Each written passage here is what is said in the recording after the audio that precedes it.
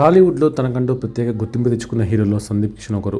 ప్రస్తుతం వరుస సినిమాలతో బిజీగా ఉన్నాడు. చివరిగా మజాకా సినిమాతో ప్రేక్షకుల ముందుకు వచ్చాడు. ఈ సినిమా యావరేజ్ టాక్ సొంతం చేసుకుంది. అయితే ఈ మూవీ ప్రమోషన్ సమయంలో సందీప్ కిషన్ చేసిన కామెంట్స్ ఇప్పుడు వైరల్గా మారాయి. సందీప్ కిషన్ మజాకా సినిమా ప్రమోషన్స్లో మాట్లాడుతూ ఆసక్తికర కామెంట్స్ చేశాడు. తాను ఓ వ్యాధితో బాధపడుతున్నా అని తెలిపాడు. తాను సైనస్తో బాధపడుతున్నట్టు చెప్పుకొచ్చాడు.